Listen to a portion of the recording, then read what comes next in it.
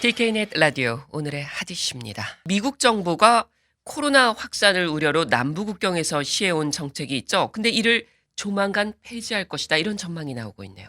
그렇습니다. 질병통제예방센터 CDC가 타이틀 42라고 불리는 불법 이주자 즉각 추방 정책을 오는 5월 말경에 폐지할 방침인 것으로 알려졌습니다. 네.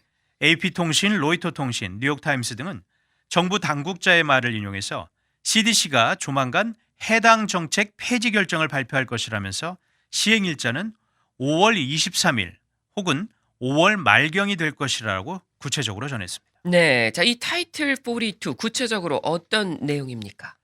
타이틀 42는 공중보건에 위험을 끼칠 수 있는 외국인이 입국을 시도할 경우 추방할 수 있다라는 보건법 조항을 근거로 코로나19 유행 기간 불법 입국자를 망명 신청 기회를 주지 않고 즉시 추방할 수 있게 한 정책이었습니다. 네. 전임 도널드 트럼프 행정부는 미국에서 코로나 바이러스가 본격적으로 확산을 하자 지난 2020년 3월 바이러스의 확산을 막는다는 목적으로 이 타이틀 42를 발동을 해서 남부 멕시코 국경지대를 불법으로 넘는 이주자들을 그곳 국경에서 즉각 처방할 수 있도록 허용을 했었습니다. 예. 그런데 2년이 지난 지금 이제 이 정책이 폐지될 것으로 보인다는 거네요. 맞습니다. 그간 이 타이틀 42를 두고 참 논란이 많았습니다. 민주당과 이민 옹호 단체들에선 해당 정책의 폐지를 줄곧 요구를 해왔습니다. 예. 불법 입국자들에게 망명 신청 기회조차 주지 않는 것은 이주자들에 대한 인권 침해이고 또 이들이 멕시코로 돌아가면 각종 범죄에 노출될 수가 있다라는 이유에서였습니다. 반면 공화당 쪽에선 이미 남부 국경을 넘는 이주자가 기록적인 수준인 상황에서 타이틀 42가 폐지된다면 더 많은 이주자들이 몰려올 것이라면서 이 타이틀 42 해당 정책은 유지해야 한다는 태도를 견지해 왔습니다. 네. 이 조 바이든 대통령 어떤 입장을 보이고 있나요? 바이든 대통령은 30일 행정부가 타이틀 42와 관련한 결정을 조만간 내리겠다라고 밝혔습니다. 예. 바이든 대통령은 취임 전부터 전임 행정부의 이 강경한 이민 정책을 되돌리겠다고 약속을 했었습니다.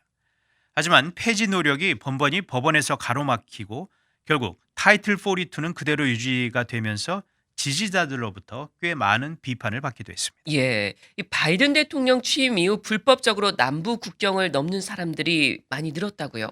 그렇습니다. 취임 첫 해인 지난해 남부 국경에서 붙잡힌 불법 이민자는 기록적인 수준을 보였습니다. 그런데 올해 그 숫자가 더 늘어날 것으로 전망이 됩니다. 최근 멕시코와 미국 국경을 넘다 체포된 불법 입국자의 수는 하루 평균 약 7천여 명이 됩니다. 월스트리트는 올해 3월 1일 적발 건수가 지난 22년간 최고 수준이 될 것으로 보인다라고 월스트리트 저널은 또 보도를 했습니다. 그렇군요. 그런데 이 타이틀 42가 해제가 되게 되면 불법 입국자가 더 늘어날 수도 있지 않을까요? 분명 그런 우려가 있습니다. 국토안보부는 지난 3월 30일 남부 국경을 넘다 적발되는 1일 불법 입국자 수가 18,000명에 달할 것으로 예상을 하고 이에 대한 대비에 들어갔다라고 밝혔습니다. 네.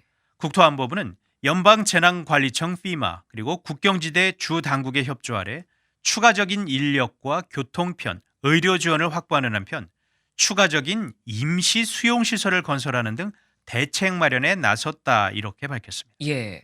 국토안보부는 또 코로나 확산을 막기 위해 국경지대의 이 보호시설에 수용된 이주자들에게 코로나 백신 접종도 시작했다 이렇게 또 밝혔습니다. 네. 자, 이 남부 국경 문제 정치적으로도 아주 민감한 사안이죠.